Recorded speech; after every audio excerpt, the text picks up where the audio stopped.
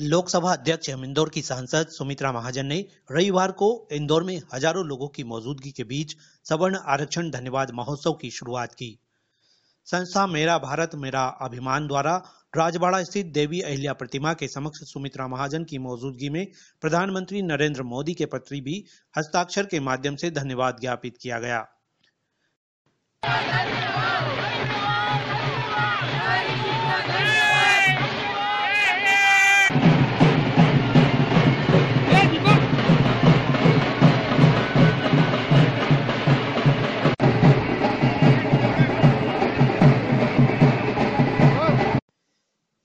करीब 1 लाख हस्ताक्षर अभियान की शुरुआत के साथ ही सांसद श्रीमती सुमित्रा महाजन की इस आरक्षण दिलाने जैसे ऐतिहासिक कदम में मुख्य भूमिका होने पर सम्मान किया गया। जैन, माहेश्वरी, अग्रवाल, सिंधी, सिख, बोहरा, मुस्लिम, गोस्वामी समाज के प्रतिनिधियों के अलावा नेपाली परिषद, मालवा चैम्बर ऑफ कॉमर्स, ओम नागपाल संस्थान सहित विभिन्न समाजों और संस्थाओं ने ताई का सम्मान किया।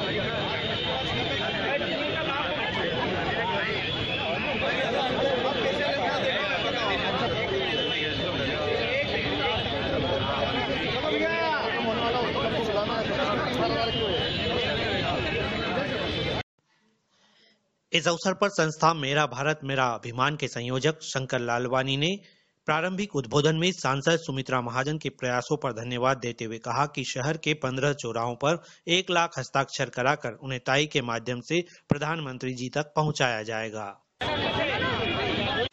हमने 15 चौराहों के उन्होंने नाम निकाले हैं। 1 लाख हस्ताक्षर करके आदरणीय ताई जी के माध्यम से हम दिल्ली भेजेंगे मोदी जी को।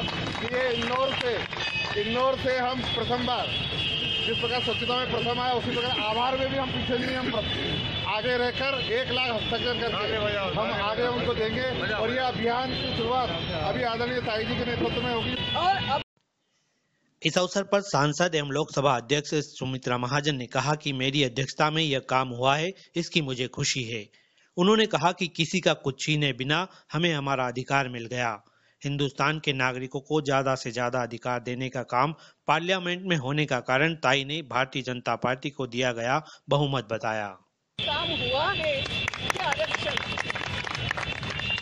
जो हम आज से नहीं जनसंघ के समय से बोल रहे हैं कि जो आर्थिक रूप से पिछड़े हैं, जो आर्थिक रूप से कमजोर है, कहीं ना कहीं उनको भी आरक्षण मिलना चाहिए, उनका भी भला सोचना चाहिए। ये तब से एक प्रकार से बात मन में चल रही थी। कुछ लोगों ने आधे अधूरे प्रयास किए, मैं किसी पार्टी का नाम नहीं लेती, मगर दिखावे के लिए हुआ। अभी ये कहा जा रहा है कि इसको भी सुप्रीम कोर्ट में चैलेंज होगा, ये खत्म होगा। नहीं हो सकता, मैं बता रही हूँ आपको।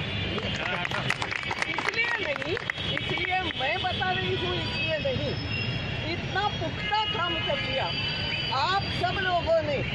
2/3 से ज्यादा बहुमत माननीय मोदी जी को, भारतीय जनता पार्टी को दिया था, उसका उपयोग किया और हमने उसमें जो हमारी कॉन्स्टिट्यूशन की धारा 15 और 16 है, उसमें केवल अमेंडमेंट नहीं, एक धारा जोड़ी है आपके लिए।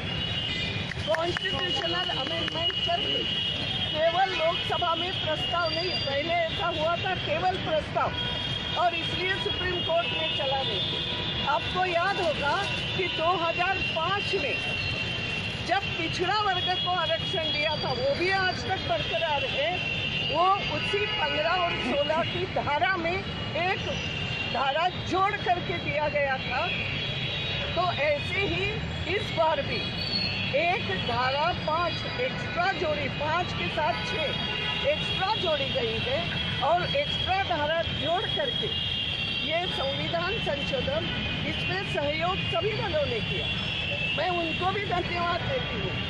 मगर इस प्रकार से पुख्ता कानून लाया गया है, धारा जोड़ करके जो आर्थिक रूप से कमजोर है उनके लिए भी आरक्षण शिक्षा में भी होगा और नौकरियों में भी होगा, दोनों तरफ आरक्षण होगा। स्टेट को अधिकार जैसे पहले था वैसे फिर से दिया है कि उन्होंने तय करना है कि गरीबी रेखा का मानक, कमजोरी का मानक जो है वो स्टेट भले ही तय करे, हो सकता है वो उनके अधिकार की बात है, मगर ये होगा। अब राष्ट्रपति कल है, एक बात और भी हो गई कि थोड़ी सी हमें चिंता हो रही थी कि राज्यसभा में क्या होगा, इसलिए मैंने कहा सभी दलों को धन्यवाद कि राज्यसभा में भी पारित हो गया और कल राष्ट्रपति के हस्ताक्षर भी उस पर हो गए। एक तो ये बहुत बड़ी बात है, क्योंकि कई बार हम सबको समस्या आती है कि हमारे जो गरीब बच्चे हैं उनका क्या होगा, वो कहाँ जाएंगे। और इसलिए ये हुआ है कि पिछड़ापन केवल जाति से नहीं होता है, पिछड़ापन जो होता है वो आर्थिक रूप से भी होता है। ये मान करके ये आरक्षण दिया गया है कि एक प्रकार से सबके साथ समान अधिकार, पूरे सभी समाजों के इसमें समान अधिकार कहीं ना कहीं प्राप्त हो, इसलिए ये धारा जोड़ी गई है। और आरक्षण जो आप सबकी मांग थी कि ये आरक्षण अब दिया गया है, जिसका लाभ जो आर्थिक रूप से कमजोर तबके हैं हमारे, उन सबको ये आर्थिक रूप से अलग से, ये इसमें SC ST में कोई फर्क नहीं पड़ेगा, उनका जो आरक्षण है बरकरार रहेगा, जो 49.5% है पिछड़ा वर्गों का भी आरक्षण बरकरार रहेगा। ये एक्स्ट्रा धारा जोड़ी गई है, 6 नंबर एक्स्ट्रा जोड़ा गया है, जिसमें ये बाकी जो सवर्ण समाज जो आर्थिक रूप से पिछड़ रहे थे, आर्थिक रूप से कमजोर रहे, उनके लिए यह जोड़ा गया। यानी किसी के भी अधिकार पर, माननीय मोदी जी के नेतृत्व में किसी के भी अधिकार पर घाला नहीं है, अधिकार को नहीं छीना है, उल्टा जिनको चाहिए उनको ज़्यादा से ज़्यादा देने की कोशिश हो गई। एक ये बड़ा काम मेरी अध्यक्षता में, मतलब आपने मुझे जिता दिया था, मैं अध्यक्ष बन गई, ये सब हो गया। एक और काम जो हम सबके नेता, पार्टी से ऊपर उठ के सबके नेता माननीय अटल बिहारी वाजपेयी जी, उनका चित्र जो प्रमुख सेंट्रल हॉल में है उसमें उनका चित्र लगेगा, ये प्रस्ताव भी पार्लियामेंट में हो गया मेरी अध्यक्षता में।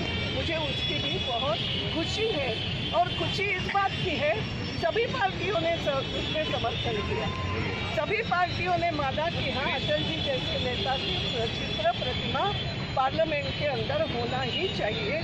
तो वो चित्र भी अभी जल्दी बन के हम वहाँ लगाएंगे। ये 2 बड़ी बातें हो गई है। तीसरी बात जो सिटीजनशिप का बिल है, हम उसके आए सिटी समाज के भी आए, सिटीजनशिप की जो मांग है और उसका भी बिल हमने लोकसभा में पारित किया है, उसमें हम ये मानते हैं। और एक प्रकार से आपने देखा होगा मेघालय के एक जज ने ये बात कही, वहाँ के हाईकोर्ट के जज ने बात करी कि इस आस पड़ोस के देश से हिंदू को अगर कहीं से निकालते हैं, उस हिंदू में जैन आ गए, बुद्ध आ गए, सभी आ गए। हमने तो उसमें पारसी और क्रिश्चियन को भी जोड़ा, उनको भी जोड़ा। और हमने कहा वो अगर आसपास से उनको वहाँ से धकेला जाता है तो हिंदुस्तान के अलावा धरती कौन सी है उनकी, कहीं नहीं जा सकते। और इसलिए उनको भी नागरिकता का अधिकार, और 11 साल पहले बोलते थे 6 साल कर दिया है। इसमें कई सारी बातें जोड़ी गई हैं और लोकसभा से हमने उसको पारित कर दिया है और फिर हमने राज्यसभा को भेजा है। हम इसको भी समझते हैं कि आने वाला फरवरी का जो छोटा सा सत्र होगा तो अपेक्षा करेंगे कि राज्यसभा से भी वो जैसे लोकसभा से पारित। हस्ताक्षर अभियान के साथ सवर्ण आरक्षण धन्यवाद महोत्सव के दौरान लोगों ने आतिशबाजी कर अपनी खुशियां जाहिर की। लोगों की इस खुशी में ताई ने स्वयं सड़क पर घूमकर लोगों का भी धन्यवाद ज्ञापित किया।